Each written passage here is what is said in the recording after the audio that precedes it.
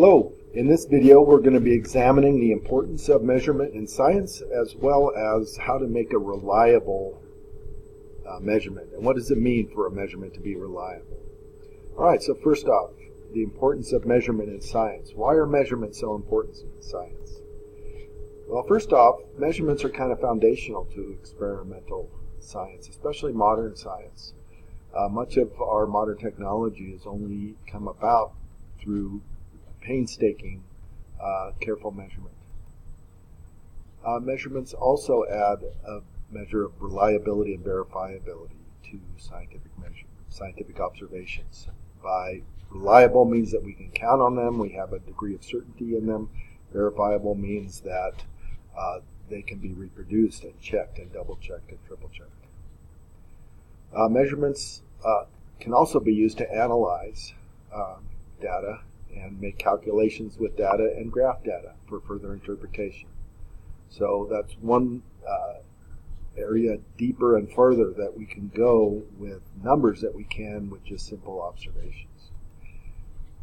And it's also, given these three things, given A, B, and C, D then follows, that it's important to be able to make, record, and use accurate, precise, and reliable measurements. Now, some people might use these words interchangeably, but in science they have a particular meaning. So we're going to revisit what do we mean by these three words. Now, in order to be reliable, a measurement needs to have a degree of certainty. But before we can look at certainty, we need to know why all measurements involve some level of uncertainty. Now, what I mean by that is that, first off, in science, numbers aren't just numbers. They're not just theoretical entities. They're actual numbers that represent some measurement made by some person, like the mass of a certain sample that somebody weighed, the rate of a reaction that somebody timed, the concentration of a solution that somebody measured. Okay, so these are all measurements that have a certain level of uncertainty. And measurements are uncertain for at least three reasons. First off, there's the limit of the measuring device, okay, the instrument that is used. So there might be flaws in it, or there just might be limitations. And just as a ruler has markings on it, depending on how many markings there are, or how close together the markings are, that's going to limit how certain you are in your measurement. Okay, so when we say what do the markings stand for, we're talking about what is the calibration of that measuring device. The second reason for uncertainty has to do with the limits of the measurer, the person taking the measurements. How skilled are they, and how careful are they as they make the measurement? Both skill and carefulness are imperative for a good measurement. And then, most importantly, all measurements, no matter how accurate the instrument is, no matter how skilled and careful the measurer is, all measurements involve estimation. The last digit by convention is always an estimation. Okay, so the rule of thumb is you estimate one digit past what the markings are. So if your ruler is a millimeter ruler, then you estimate to the tenths of a millimeter. You go one past what the markings are.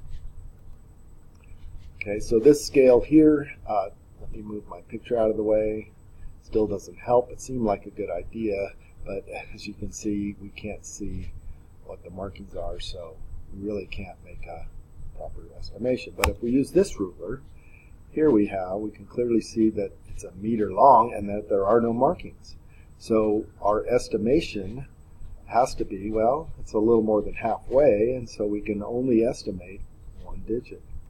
But if we have this ruler, now there's markings there. We can see clearly, yeah, it is past the 0.6 meters. How much past? Oh, about a tenth past, so that's my estimation. And then if we have a centimeter ruler up, now we can see, yes, it is clearly past the 0.6, but not quite to the 0.61. So it's about 7/10 of the way to the 0.61, so 0.607 would be more accurate. Okay, so how do we express this reliability in measurement? Well, there are two words that frequently are used interchangeably, but in science circles they have a distinct connotation.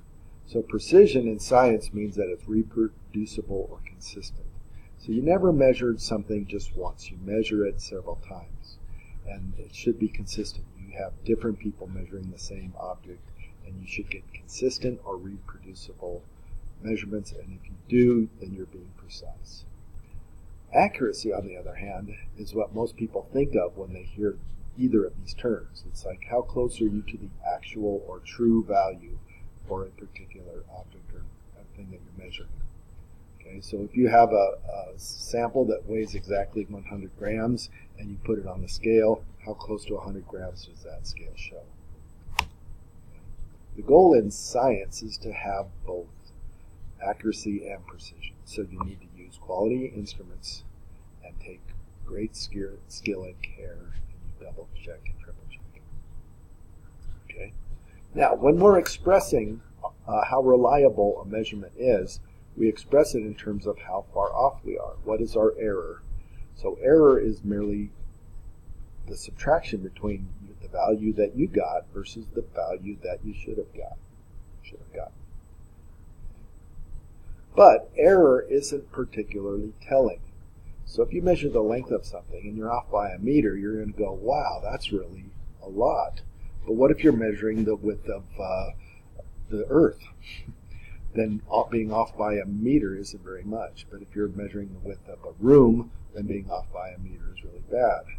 So we don't use the term error very often. More often it's in terms of percent error, where you take the error and you divide it by what the accepted value is. And this is much more telling.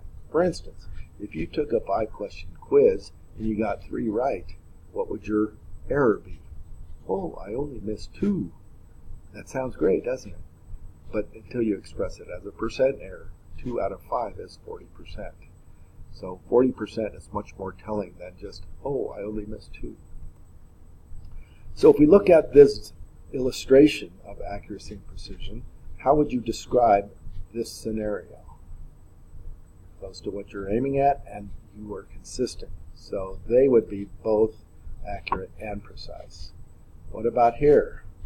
Wow, it's nice tight grouping. That's consistent, which is precision, but you're aiming here and you hit there. So poor accuracy, good precision. What about here? Goodness. I'd say try again. Poor both, right? What about these? Oops. How would you describe that one? Wow, they're all touching the bullseye, but they're not very close to each other. So that's probably fairly accurate, but poor precision. Here, pretty good precision, but poor accuracy. Here, neither. Here, both. Okay, what about with actual data? Okay, so here we have one set of students that are measuring the same object. And look at how egregiously off their measurements are. Okay, the accepted value, they're weighing an actual standard 5-gram sample, and none of them are close to it except this one. So we would say, what about these? Poor precision and, boy, their accuracy, they're kind of accurate on accident. So they do have a very low error, only off by 0.02. And as a percent, we would take 0.02 divided by 5, which gives us a 0.4% error. So the percent error is really low, but it's only on accident. So it's pretty bad data. What about table 2? What would their error be? Average is 5.31, so they're off by 0.31. That's their error. Percent error would be 0.31 divided by 5, which is 6.2%. Not very good. But look how close their measurements are to each other. So they would be precise, but not accurate. And the problem here is probably their scale. They probably need to recalibrate their scale because they put a 5-gram sample on and it didn't record anything close to 5. What about this group? Clearly they're the best. They're just barely off in each one, and on average they're right on the money. So they are both accurate and precise. Okay, so let's try this. Get out your calculator what is the error for this data? Whoops. So error, you just subtract the 2. And what about a percent? Now some students say, oh, 0.04, that looks like 4%. No, that's 0.04 grams out of the accepted value, 1.75. So what would that be as a percent? 0.04 out of 1.75 is 2.3%. Pretty good data. What about here? You're weighing something. Oh man, I'm off by 3 kilograms. But what is that as a percent of 78 kilograms? 4.3%. Okay, now as an extension, see if you can figure out the percent error for this person. See how far off their bathroom scale is. You can see how much it's telling them that they weigh. Can you figure out how much they do weigh? And see me in class if you have a thought on this.